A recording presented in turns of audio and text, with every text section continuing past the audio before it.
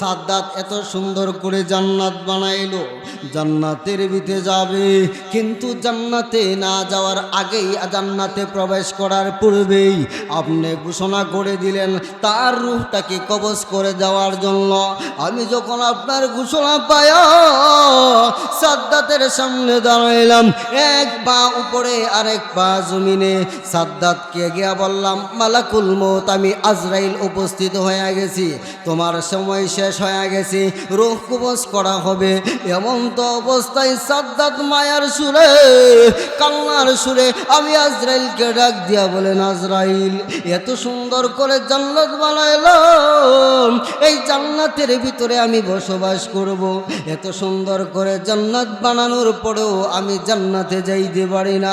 রে আজরাইল, অল্প একটু সময় দাও, অল্প একটু সময় দাও, আমার বানানো জান্নাতটা, যেই বালাখানাটা বানাইলাম, এত সুন্দর হুর ভিতরে ঢুকায়া দিলাম, এত সুন্দর জান্নাতের বর্ণনা অনুযায়ী, আমি জান্নাতের বর্ণনা অনুযায়ী সিস্টেমগুলো ওই রকম করলাম। মনে বড় আশা ছিল রে, ওই জান্নাতের ভিতরে থাকবো, কিন্তু উপস্থিত হয়ে গেছে, একটু সময় দাও, একটু সময় দাও, আমি জান্নাতটা ঘুরে আসি। আজরাইল ডাক দিয়া বলেন, সময় নাই, সময় নাই। আল্লাহ পাঠায়া দিলেন এই মুহূর্তে রূহটাকে কবজ করার জন্য। কান্না সুরে, মায়া সুরে যখন সাদ্দাত আমার কাছে বলতেছিল জান্নাতে যাওয়ার জন্য, তখন আমার বড় মায়া হয়েছিল, আমার বড় মায়া হয়েছিল, দয়া হয়েছিল। কিন্তু দয়ার মায়া হইলে কি কাম হইবে? আল্লাহ আপনার হুকুম, আমি তো অবাধ্য নয়, আপনি ঘোষণা করেছেন সাদ্দাতের রূহটা কবজ করার জন্য, আপনার হুকুম তো আমি বরখাস্ত করতে পারি নাই। তার রূহটাকে কবজ করে নিয়ে আসলাম, তখন আমার খুব মায়া এবং দয়া হয়েছিল। দুনিয়ার জমিনটা আল্লাহ রাব্বুল আলামিন নানানভাবে সাজায় রাখছেন, নানানভাবে সাজায় রাখছেন। আল্লাহ তাআলা বান্দার জন্য নানান দৃশ্য তুলে ধরছেন, বান্দাগুলো দেখবে, আল্লাহ রাব্বুল আলামিনের প্রশংসা করবে, আল্লাহ রাব্বুল আলামিনের গুণগান প্রকাশ করবে, আল্লাহর একাত্মতা প্রকাশ করবে। আল্লাহ রাব্বুল আলামিন ওই বান্দার প্রতি রাজি এবং খুশি হয়ে যাবে। কিন্তু আমরা আল্লাহ রাব্বুল আলামিনের ওই সুন্দর দৃশ্যগুলো দেখি, সুন্দর দৃশ্যগুলো দেখি, কিন্তু আল্লাহ রাব্বুল আলামিনের শুকরিয়া জ্ঞাপন করি না। এর কারণ একটাই, আমরা মনে করেছি দুনিয়ার জমিনে আসছি, আর কোনোদিন দুনিয়ার জমিন থেকে বিদায় হব না। আমরা মনে করি দুনিয়ার জমিনে আসছি, আর কোনোদিন দুনিয়া থেকে বিদায় হব না। এই জন্য আল্লাহ রাব্বুল আলামিনের শুকরিয়া আদায় করি না, আল্লাহ তাআলার গুণগান প্রকাশ করতে চাই না। তাকায় দেখেন, আদম আলাইহিস সালাতু ওয়াস সালাম থেকে নিয়ে এখন পর্যন্ত পৃথিবীর জমিনে যত মানুষ আসছে, তারা কি এখন আছে? কথা বলেন, আছে? নাই। দুনিয়ার জমিনে কেউ থাকবে না, টাকার মতো ক্ষমতাবান শক্তিধর কেউ নাই, ছিল না, কেউ নাই, কেউ থাকবেও না। এই জন্য মরণের কথা স্মরণ করা, নিজেকে বদলানো, নিজেকে বদলানো। আজকে আমরা নিজেকে বদলাইতে পারি না, অথচ আজকে থেকে 15 বছর আগের কথা তাকায় দেখেন, মানুষে খের দিয়া, সন দিয়া ঘর তৈরি করত। সনের ঘর শেষ হয়ে গেছে, এখন আসছে টিনের ঘর, টিন দিয়া বালাখানা তৈরি করলো। এখন টিন বাদ দিয়া এখন ইট দিয়া বালাখানা তৈরি করতেছে, 1 তলা 2 তলা 3 তলা ফাউন্ডেশন নিয়া তারা কত সুন্দর টাইলস ফিট করে ঘর তৈরি করতেছে। জমি জামা সব বদলাইতেছে, বাড়ি ঘর সব বদলাইতেছে, কিন্তু আমি বদলাইতে পারি না, আমার আখলাক বদলাইতে পারে না, আমার চরিত্র বদলাইতে পারে না। এদিকে আমাদের নজর নাই, জমি জামা ঘর বাড়ি কিভাবে বদলাইতে পারি এই ফিকির নিয়ে আসি। কারণ একটাই, মৃত্যুর ভয় আমাদের ভিতরে নাই, আমরা মনে করি আসছি দুনিয়ার জমিনে, আর কোনোদিন দুনিয়ার জমিন থেকে যাইব না।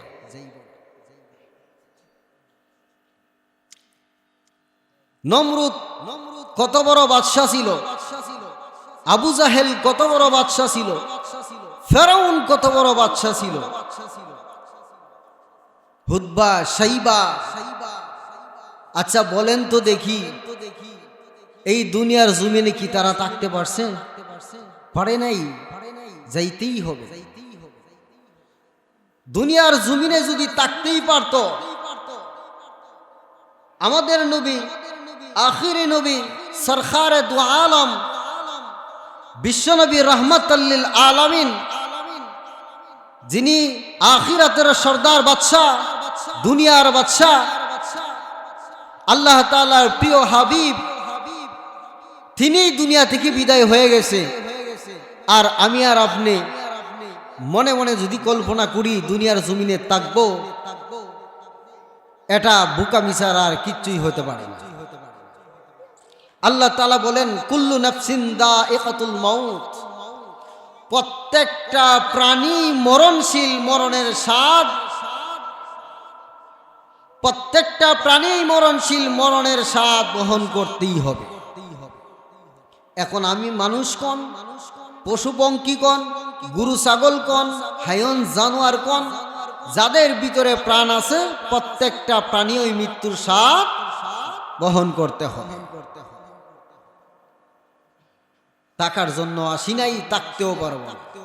এই জন্য টাকার আগেই নিজেকে বদলানো, আখিরাতের সঠিক রাস্তার দিকে বদলায়া যাওয়া। যদি না বদলাইতে পারি, দুনিয়ার জীবনেও কষ্ট, আখিরাতেও কষ্ট। তাহলে দুনিয়ার জমিনে কেউ থাকতে পারবে না, সে যত বড়ই বাদশাহী হোক না কেন। আমাদের নবী যখন থাকতে পারে নাই, আর কেউ থাকতে পারবে না। যেদিন বিশ্বনবী রাহমাতুল লিল আলামিন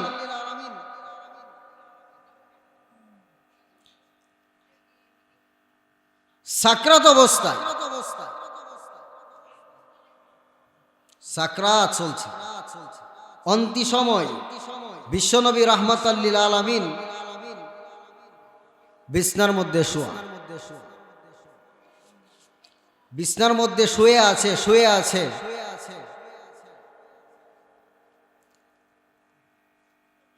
এমনি হঠাৎ করে আয়েশা সিদ্দিকা রাদিয়াল্লাহু আনহা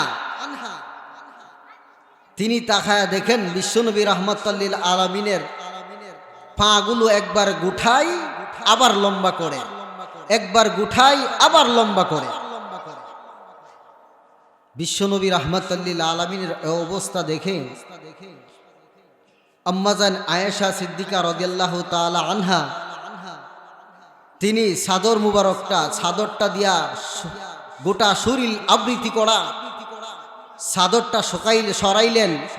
সরায়া তাকায়া দেখে বিশ্বনবী রাহমাতুল লিল আলামিনের শরীরের মধ্যে যেই পশম, প্রত্যেকটা পশম দিয়া গাম বের হইতেছে।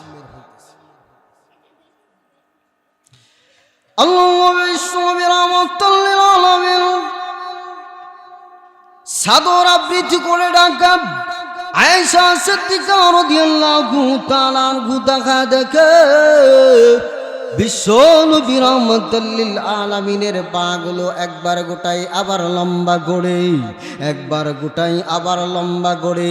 আয়েশা সিদ্দিকা রাদিয়াল্লাহু তাআলা আনহা এই অবস্থা দেখে চাদরটা সরাইলেন। চাদরটা সরায়া তাকায়া দেখে বিশ্বনবী রাহমাতুল লিল আলামিনের শরীর মুবারকের মধ্যে যেই পশম আছে, ওই পশম দিয়া প্রত্যেকটা পশমের গোড়াই দিয়া গাম বের হইতেছে। আল্লাহ আয়েশা সিদ্দিকা রাদিয়াল্লাহু তাআলা আনহা বলেন, আমি যখন তাকায়া দেখলাম প্রত্যেকটা লম্বা দিয়া গাম বের হইতেছি, তখন আমার আয়াতটা স্মরণ হয়ে গেল।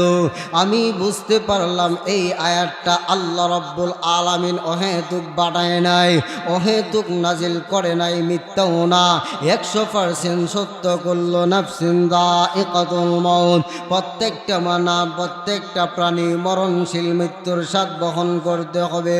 আয়েশা সিদ্দিকা রাদিয়াল্লাহু তাআলা আনহা বলেন, আমি বুঝতে পারলাম প্রত্যেকটা প্রাণী মরণশীল মৃত্যুর স্বাদ বহন করবে।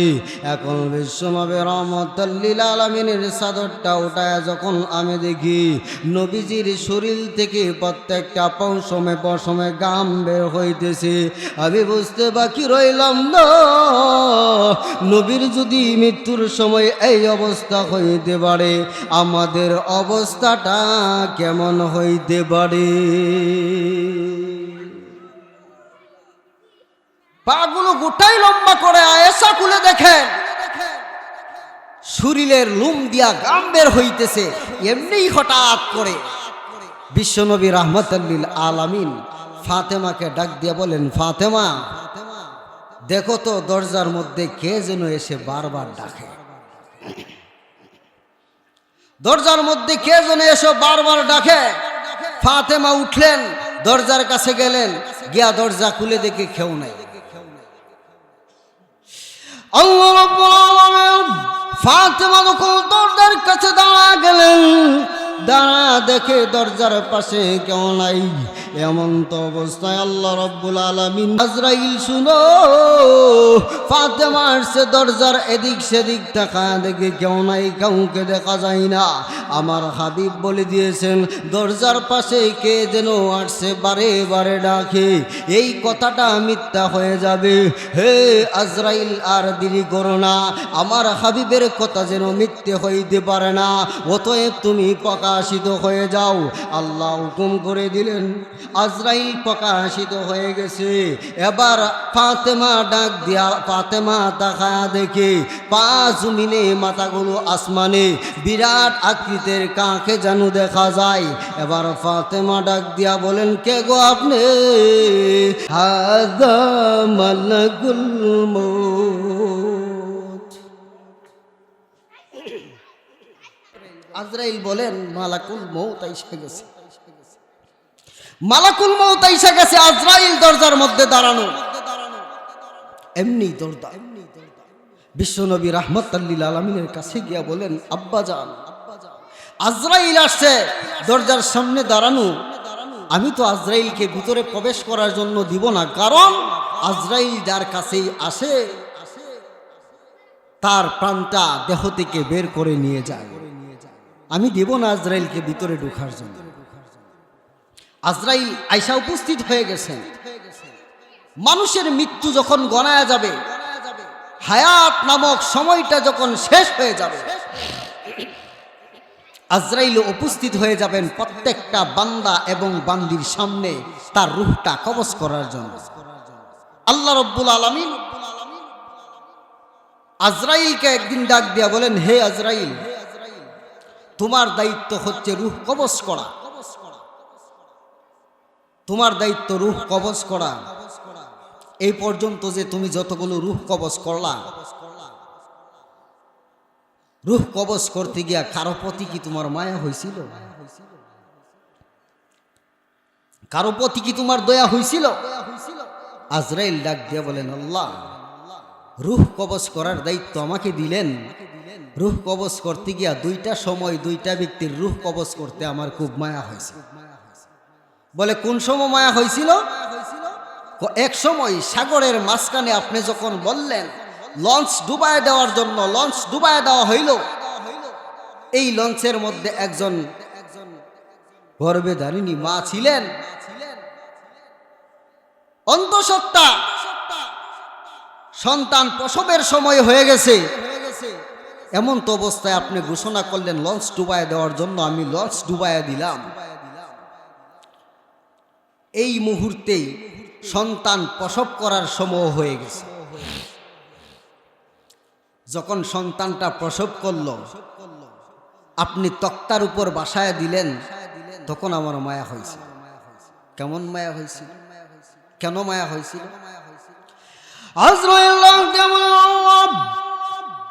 যেই কঠিন সময়ের মধ্যে আপনি আমাকে ঘোষণা করলেন এই অবস্থায় লঞ্চটাকে ডুবায় দেওয়ার জন্য, জাহাজটাকে ডুবায় দেওয়ার জন্য, আমি জাহাজটাকে ডুবায় দিলাম।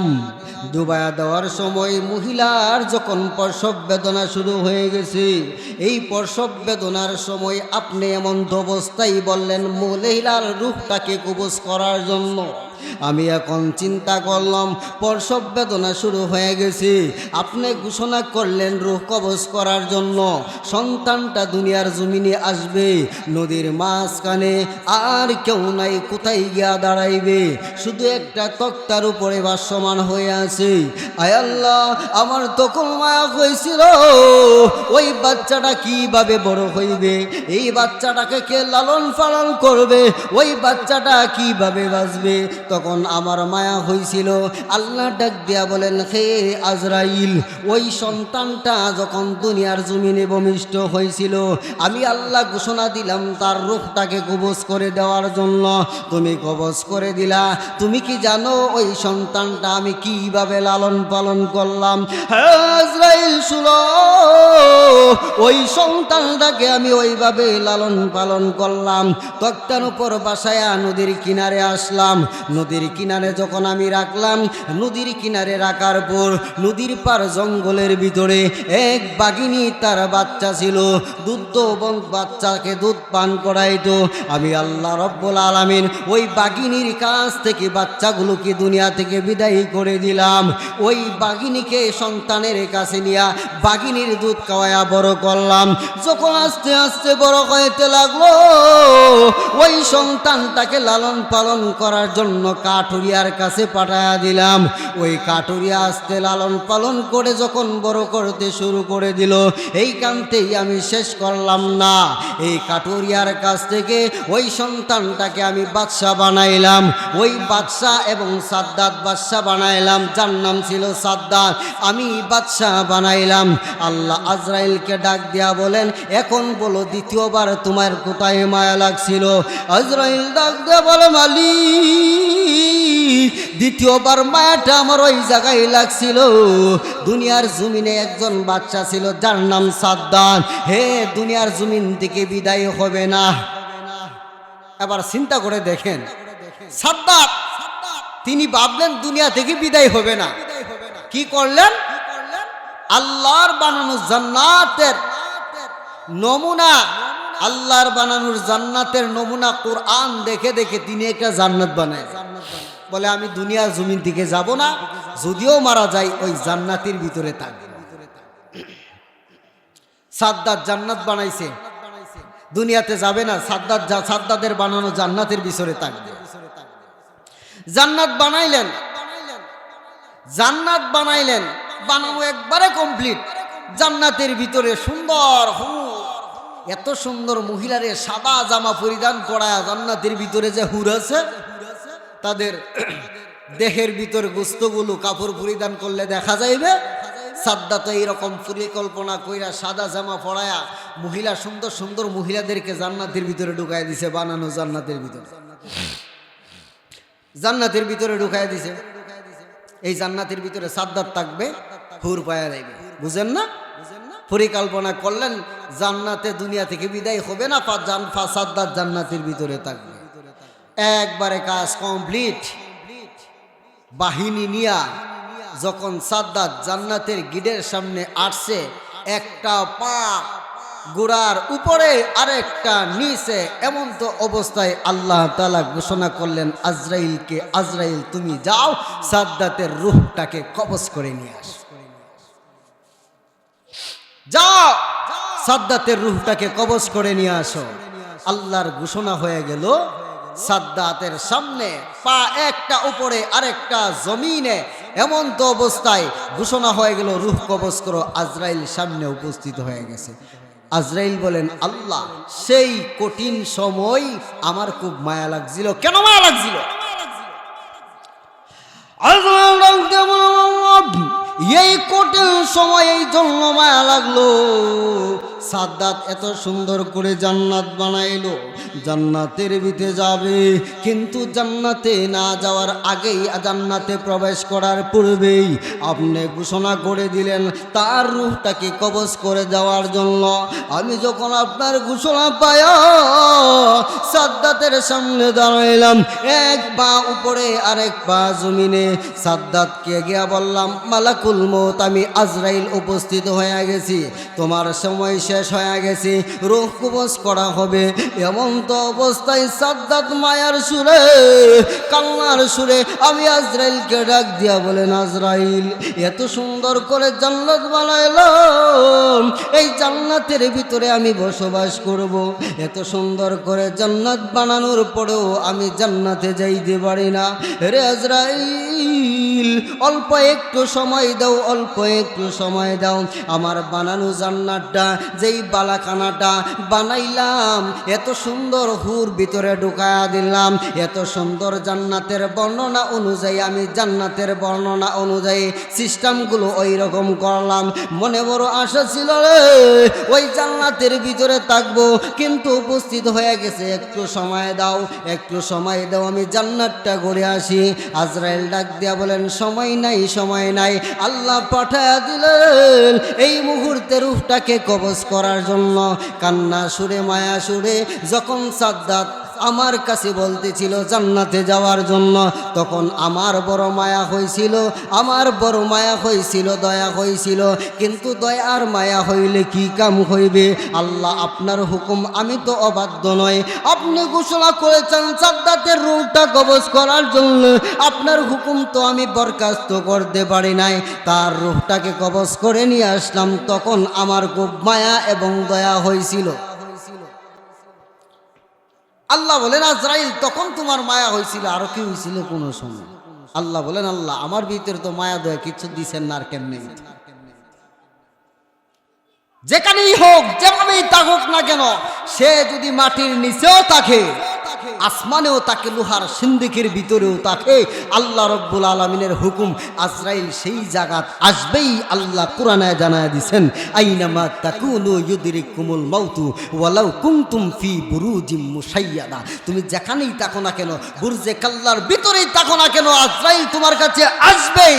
মৃত্যু তোমার অবধারিত, টাকার কোনো ক্ষমতা নাই, যাইতেই হবে। আজরাইল চলে আসছেন দরজার সামনে। ফাতেমা ডাক দিয়া বলেন, আব্বা জান, আজরাইল আসবে, আপনাকে নিয়ে যাবে, আমি আজরাইলকে ঘরের ভিতরে প্রবেশ করতে দিব না। ফাতেমা যখন এই কথা বললেন, এমন তো অবস্থায় আল্লাহ নবী, বিশ্বনবী ডাক দিয়া বলেন, ফাতেমা, হে ফাতেমা, শুনে রাখো, আজরাইল কারো পারমিশন নিয়ে ঘরের ভিতরে প্রবেশ করে না। আজরাইল কারো পারমিশন নেয় না, ঘরের ভিতরে পারমিশন নিয়ে ঢুকে আজরাইল। যখন সময় হয়ে যায়, অটোমেটিকলি ঘরের ভিতরে আসবেই। আল্লাহ বিশ্বনবী রাহমাতুল্লাহ বলেন, হ্যাঁ ফাতেমা, শুনে রাখো, আজরাইল কারো পারমিশন নেই, কারো পারমিশন নেওয়ার দরকার নাই। আজরাইল যখন সময় হয়ে যাবে, অটোমেটিক মানুষের সামনে, প্রাণীদের সামনে, যাদের মৃত্যুর স্বাদ বহন করতে হবে, তাদের সামনে উপস্থিত হয়ে যাবে। অতএব তুমি পারমিশন না দিলেও ঢুকে যাবে। কিন্তু মনে রাখো, আমি হচ্ছেন নবী, নবীদেরকে আল্লাহ রব্বুল আলামিন একটা ইজ্জত দিয়া থাকেন, এই জন্য আজরাইল পারমিশন চাইছে, তুমি ভিতরে ঢুকার পারমিশন দিয়া দাও। ভিতরে ঢুকার পারমিশন দিয়া দিল। এবার ডাক দিয়া বলেন, আজরাইল কেন আসছো? আজরাইল ডাক দিয়া বলেন, আল্লাহ আমাকে পাঠাইছেন, যদি আপনি থাকতে চান দুনিয়ার জমিনে, তাহলে আপনাকে দুনিয়ার জমিনে রাখা হবে, আর যদি চলে যেতে চান, এই মুহূর্তে আপনাকে উঠায় নেওয়া হবে। বিশ্বনবী রাহমাতুল লিল আলামিন বলেন, আমার মন থেকে কোনো কথা বলতে পারি না। বিশ্বনবী রাহমাতুল লিল আলামিন বলেন, আমি আমার থেকে কোনো কথা বলতে পারি না। আল্লাহ রব্বুল আলামিনের কাছে আজরাইল যাবেন, জিব্রাইল যাবেন, জিব্রাইল আসবেন, তখন আমার পক্ষ থেকে বাণী শোনানো হবে। নিজ থেকে কোনো কিছু বলেন না, আল্লাহর কাছ থেকে যখন অর্ডার হয় আল্লাহর কথাগুলো বিশ্বনবী রাহমাতুল লিল আলামিন মানুষকে শোনায় গেছেন। জোরে বলেন না ঠিক কিনা? কিছু কিছু কথা আমরা বলি যেটা নবীর কাতারেও নাই, ওলিদের কাতারেও নাই, ইমামদের কাতারেও নাই। আমাদের মন গড়া মত কিছু কথা আমরা বলে থাকি, বলে হেই করছে এটা, সেই করছে এটা, মনের চাহিদা অনুযায়ী বলে থাকি। এমন কিছু কথা বলে থাকি না? বলেন না দেখি। যদি বলি হেই পন্থাই গিয়া, তা বলবো হুজুর বালা না। নাসিরউদ্দিন রহমানী সাহেব বলছে, দেখছেন না, কিছু কিছু মানুষের জড় আছে এরকম, বোঝা যায় যেমন সাধারণ বনের খেরের লাশ। জিজ্ঞাসা করা, ভাই তোমার এই অবস্থা কেন? মুস যদি পানি খাইতে হয় একজনে আলগি দিতে হয়, আরেকজনে কাবার পানি দিতে হয়। জিজ্ঞাসা করে, ভাই এই বেশ ধরছে কেন? বলে আল্লাহ পাওয়ার জন্যই তো এই বেশ ধরল। হারাম মুস দিয়া পানি খায়, হারাম খাই, হে বলে আল্লাহ পাওয়ার জন্য বলে বেশ ধরছে। কথাটা বুঝছেন না? আল্লাহর পক্ষ থেকে কথা আসলে নবী বলেন, নবীগুলো যেই কথাগুলো বইলা গেছেন বিশ্বনবী রাহমাতুল লিল আলামিন আল্লাহর হুকুমের মাধ্যমে বলছেন। আর আমরা নবীর কথা বুঝি যে এগুলো হুজুররা বলে কি, এগুলো মন গড়া মত। আল্লাহ তাআলা প্রত্যেকটা বান্দা এবং বান্দিকে হেদায়েত দান করুক, বলেন আমিন। আরো জোরে বলেন আমিন। আল্লাহ বিশ্বনবী রাহমাতুল লিল আলামিন ডাক দিয়া বলেন, হে আজরাইল শোনো, যাব কি যাব না এই কথাটা আমি বলতে পারি না। যখন জিব্রাইল আসবে, জিব্রাইল বাণী শোনাইবে, তখন বলতে পারবো। জিব্রাইল আল্লাহ রব্বুল আলামিন জিব্রাইলকে পাঠায়া দিলেন। আল্লাহ রব্বুল আলামিন জিব্রাইলকে পাঠায়া দিলেন। জিব্রাইল আসা মাত্রই জিজ্ঞাসা করলেন, হে জিব্রাইল, আল্লাহ রব্বুল আলামিন কি বললেন? জিব্রাইল আয়াত শুনে দেন, ইন্নাকা মাইয়িতুন ওয়া ইন্নাহুম মাইয়িতুন। জিব্রাইল আয়াত শোনায় দিলেন, হে নবী, আল্লাহ রব্বুল আলামিন আপনার অপেক্ষায় আছেন, আপনার অপেক্ষায়। আল্লাহ আয়াত জানায় দিয়েছেন, আপনিও মরণশীল, তারাও মরণশীল। যা আপনিও মরণশীল, যারা আপনার বিরোধী উল্টা পাল্টা কথা বলে তারাও মরণশীল। দুনিয়াতে কেউ থাকতে পারবে না। এই জন্য জিব্রাইল শোনায় দিলেন, ইন্নাকা মাইয়িতুন ওয়া ইন্নাহুম মাইয়িতুন। ওগো নবী, আপনিও মরণশীল, তারাও মরণশীল। আপনিও মরণশীল, যারা আপনার শত্রু বিরোধী তারাও মরণশীল। হে নবী, শুনে রাখেন, আল্লাহ আপনার সৈন্য লাভের জন্য বসে আছে। এখন আপনি কি করবেন? আজ বিশ্বনবী রাহমাতুল লিল আলামিন বলেন, আল্লাহ আমার দিদিরা বসে আছেন, আমি আর থাকতে চাই না, আমি আর থাকতে চাই না। এই জন্য নবী যখন দুনিয়া থেকে বিদায় হয়ে গেছে, বড় বড় নেতা খেতারা দুনিয়া থেকে বিদায় হয়ে গেছে, আমাদেরকেও চিন্তা ভাবনা করতে হবে, আমরা বিদায় হয়ে যাব। অতএব দুনিয়ার জমিন থেকে বিদায় হওয়ার পূর্বেই নিজের আমলটাকে, নিজের খাসলতটাকে, নিজের দেহটাকে, নিজের অন্তরটাকে একটু পরিবর্তন করে, খাসলতটাকে পরিবর্তন করে বেদাতের রাস্তা ছেড়ে দিয়ে হেদায়েতের রাস্তাটা ধরার চিন্তা পরিকল্পনা করে ইনশাআল্লাহ। নথবা যদি একবার আজরাইল আসেই বুঝতে পারবেন কারে ক ঠেলা। ইদ্রিস আলাইহিস সালাম, জিব্রাইল আজরাইল কখন আসবেন না আসবেন বলে আসবেন না, আসবেই অবশ্যই। ইদ্রিস আলাইহিস সালাম হঠাৎ করে জিব্রাইল আজরাইল বলেন, আল্লাহ আমার তো ইচ্ছা হইছে আপনার ওই নবীর সাথে বন্ধুত্ব করার জন্য। নবীর সাথে বন্ধুত্ব করবেন, আল্লাহ হুকুম দেয়া দিলেন, যাও বন্ধুত্ব করো। আজরাইল আসলেন, আইসা বললেন, আল্লাহ তাআলার কাছে দোয়া করলাম আপনার সাথে বন্ধুত্ব করার জন্য, আল্লাহ কবুল করে নিছেন। এখন যদি আপনি আমাকে বলেন আপনার সাথে বন্ধুত্ব করার জন্য আসছি, যদি বন্ধুত্বটা গ্রহণ করতে পারেন আমি অন্তত খুশি হব। ইদ্রিস পয়গম্বর বলেন, বন্ধুত্ব যার সাথে আমি যার মন চায় তার সাথে করি না, কিন্তু তোমার সাথে করতে পারি, আমার একটা শর্ত আছে। শর্তটা কি? যখন শর্তের কথা বললেন তখন আজরাইল বললেন সব শর্ত মানতে রাজি, কিন্তু মৃত্যু যখন আসবে মৃত্যুর থেকে বাঁচানো এই শর্তের মধ্যে আমি রাজি না, এটা আমি পারবো না, কারণ আল্লাহ হুকুম করবে তুই রূহটা নিয়ে যাবে। এই শর্তে আমি রাজি না, সব সত্যই মানতে রাজি, বন্ধুত্ব করতে পারি, কিন্তু মৃত্যুরটা বাদে যেটা বলেন রিডি করবেন। ইদ্রিস বলেন হে আজরাইল, মৃত্যুর কথা বলবো না, কারণ হুকুম হইতে দেরি, রূহ কবজ করতে দেরি না, এটা আমিও জানি। সময় হইলেই প্রাণ পাখিটা উড়ে যাবে, ক্ষমতা আটকানোর ক্ষমতা কারো নাই। কিন্তু আমি যখন দুনিয়া থেকে বিদায় হয়ে যাইব, মৃত্যু যখন আমার কাছে আসবে, সময় শেষ হয়ে যাইবে, মৃত্যু আসার আগে আমাকে 3টা বার সতর্ক দিবা, 3 বার সতর্ক দিয়া জানায় দিবা যে মৃত্যু কাছাকাছি আসতেছে। চিন্তা কইরা দেখেন, আমাদেরকে আল্লাহ রাব্বুল আলামিন এইভাবে সতর্ক দিয়া গেছেন, মৃত্যু কাছে আসতেছে, মৃত্যু কাছে আসতেছে।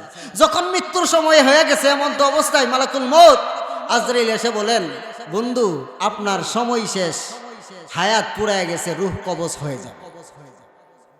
ইদ্রিস পয়গম্বর ডাক দিয়ে বলেন হে আজরাইল, বন্ধুত্ব করার সময় বলছিলাম দুনিয়া থেকে বিদায় হওয়ার পূর্বে যখন আয়াত শেষ হয়ে যাবে তখন আমাকে 3 বার সতর্ক করবা, আমাকে সতর্ক করবা 3 বার যে আয়াত পুরাই আসছে, আপনার মৃত্যুর সময় হয়ে যাইতেছে, তুমি তো আমার কথাটা রাখলা না,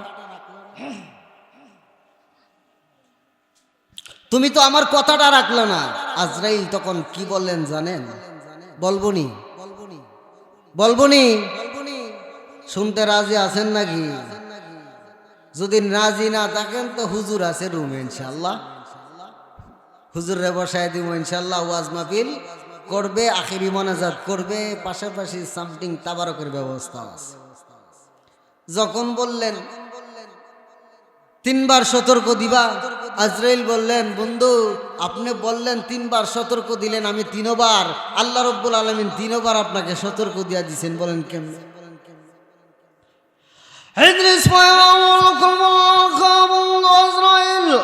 আমি বললাম 3 বার পৃথিবী জমিন থেকে বিদায় হওয়ার পরে 3 বার আমাকে সতর্ক বাণী দিবা, 3 বার সতর্ক বাণী দেওয়ার পরে আমি বুঝতে পারবো আমার মৃত্যুর ঘন্টার সময় হয়ে গেছে।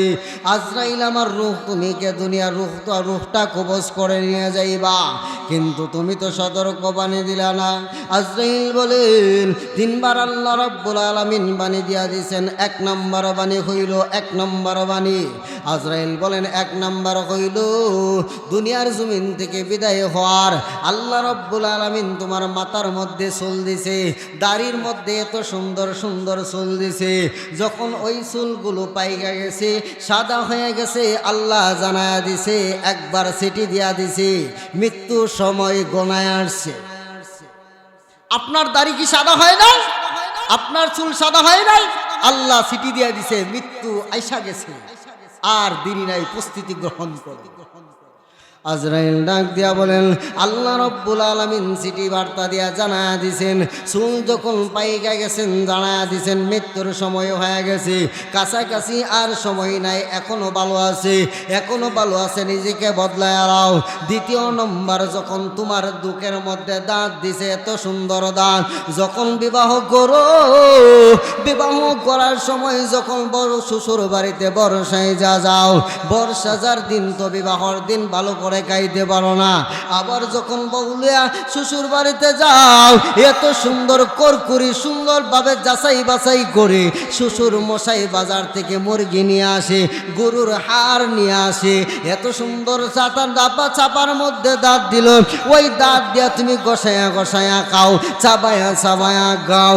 এই দাঁতগুলো যখন আস্তে আস্তে তোমার মুখ থেকে সরে যায়, পড়ে যায়, তখন 2 নম্বর সিটি দিয়া দেই, হে বান্দা বান্দি শোনো, 2 নম্বর সিটি তোমার মুখে থেকে যখন দাঁত পড়ে যাইতেছে, তুমি ধইরা রাখো, আল্লাহ তোমাকে সিটি দিয়া দিছেন, সময় নাই, মৃত্যু কাছায় যাইতেছে।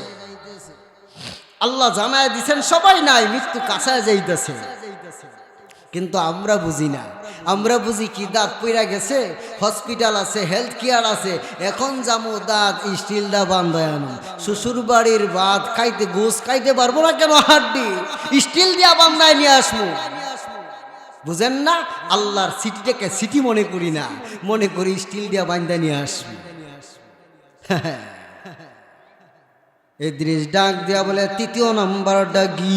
এবার আজরাইল ডাক দিয়া বলেন তৃতীয় নাম্বারটা হচ্ছে দুনিয়ার জমিনে যখন আসলা তোমার হাত পায়ের চামড়া দেহের চামড়াটা টাডি ছিল, যখন তোমার জবস বয়েছিল রক্ত ছিল গরম, হাতের চামড়াগুলো যখন টাডি ছিল, এমন টাডি ছিল গো, যখন তুমি শরীরের মধ্যে মুখের মধ্যে তেল মাখদা ওই তেলগুলো গড়ায় গড়ায় পইরা যাইতো। আর যখন তুমি বৃদ্ধ হয়ে যাও, এখন যদি 100 টাকা নয় 1 পা তেলও মাখো, ওই তেলটা তোমার গা থেকে তোমার মুখ থেকে ফেস থেকে পড়ে না, তোমার চামড়াটা ডিল হয়ে গেছে, প্যাকাশে হয়ে গেছে, নরম হয়ে গেছে। এই সতর্ক বাণীটা আল্লাহ জানা দিয়েছেন। জানা দিয়া ডাক দিয়া বলে বাংলা বান্দি টাকা দেখো, দুনিয়ার জমিনে আসার সময় তোমার চামড়াটা কেমন ছিল, যখন তোমার যুবক বয়স হয়েছিল তোমার চামড়াটা কেমন ছিল, এখন বৃদ্ধ হয়ে গেছো, চামড়াটা ডিল হয়ে গেছো। তার মানে আল্লাহ রব্বুল আলামিন চিঠি দিয়া দিয়েছেন, আর দুনিয়ার জমিনে থাকবা না, বেশি দিন বাঁচবা না, এখনো সময় আছে, নিজেকে পরিবর্তন করো, আখলাককে পরিবর্তন করো, চরিত্রকে পরিবর্তন করো। কিন্তু আমরা বলি কি পরিবর্তন কেমনে করব? হুজুর যখন মসজিদে যায় দাওয়াত দেই, ভাই নামাজে আসো। মসজিদের পাশটা যখন যাই হুজুর দাওয়াত দে, ভাই আসরের নামাজ হয়েছে, আজান হয়েছে, মসজিদে আসো, নামাজটা পড়ো। আমরা বলি নামাজ তো পড়বো, দাড়ি তো এখনো গজাইছে না, বাচ্চা হয়েছে না, বাচ্চা হবে, সন্তান হবে, বড় হবে, বিয়া শাদি দিব, নাতি নাতকার হবে, তারপরে নাতি নাতকার হবে, তারপরে দাড়ি উঠবে, মসজিদে যাব। বুঝেন না কথাটা? কত সুন্দর মাসলা। দাড়ি উঠবে, বাচ্চা কাচ্চা হবে, বিয়া শাদী হবে, দাড়ি উঠবো, তারপর মসজিদে যাব। আমাদের পরিবর্তনটা আসেনি? জোরে বলেন আছে? পরিবর্তন নাই। কেমন নাই গা? একটা দুরা খাওয়া, বুঝেন তো, দুরা খাওয়া খালো, দুরা কাক যখন গাব গাছের উপর দেওয়া যায়, গাব গাছের গাব যখন পাইকা হলুদ বর্ণের হয়, এমন তো অবস্থায় গাব এই হলুদ বর্ণের পাকা গাব খায়া পায়খানা যখন করতে যায়, তখন তো এমন কষ্ট, আর খাইতে পারে না, আর সইতে পারে না, তওবা করে নিয়ত করলাম, কানো ধরলাম, আর কোনোদিন গাব খাইব না। আবার যখন পুনরায় গাব গাছের উপর দেওয়া যায়, যখন ওই হলুদ বর্ণের পাকা গাবটা দেখে আর নিজেকে মানায় রাখতে পারে না, আবার গায়, আবার নিয়ত করে। আমাদের পরিবর্তনটা হচ্ছে এই রকম, যতক্ষণ ওয়াজ মাহফিল থাকি তখন পরিবর্তন মানে সাধু হয়ে যায়। ওয়াজ মাহফিলের প্যান্ডেল দিকে বাইর হইতে দেরি হয়, আমাদের নিয়তটা সেকেন্ডে পরিবর্তন, অর্থাৎ সেকেন্ডে আমলটা বদলা যাইতে দেরি হয় না। এই জন্য আল্লাহ রব্বুল আলামিন বলেন, হে দুনিয়ার বান্দা বান্দিরা শুনে রাখো, মৃত্যু যখন আসবে দুনিয়ার জমিনে থাকতে পারবা না। আমি আল্লাহ রব্বুল আলামিন আজরাইলকে পাঠায়া দিব, রূহটাকে কবজ করে নিয়ে আসব। অন্ধকার দুনিয়া, পশু সাধু সুন্দর সুশালো দুনিয়া ছেড়ে অন্ধকার কবরে যাইতে হবে। কবরের ভিতরে কঠিন ভয়াবহ আযাব আছে। আখিরাত অর্থাৎ কিয়ামতের ময়দানে তুমি যখন জাহান্নামী হয়ে যাইবা, জাহান্নামের আগুনও ভয়াবহ আযাব আছে। এই জন্য নিজেকে পরিবর্তন করো। আল্লাহ রব্বুল আলামিন প্রত্যেকটা বান্দা এবং বান্দীদেরকে দুনিয়ার জমিন থেকে নিজেকে, নিজের চরিত্রকে, আমল আখলাককে পরিবর্তন করে আখিরাতের রাস্তার দিকে মুখ করার তৌফিক দান করুক। বলেন আমিন। হাত তুলে বলেন, হাত তুলে, হাত তুলে, হাত তুলে, হাত তুলে বলেন, আল্লাহ আজকে থেকে নিয়ত করলাম দান্দাবাজি, সিটারি, মিথ্যা আর কোনোদিন করব না। নিয়ত করলাম জামাতের সহিত 5 ওয়াক্ত নামাজ করব। আল্লাহ কবুল করে। বলেন আমিন।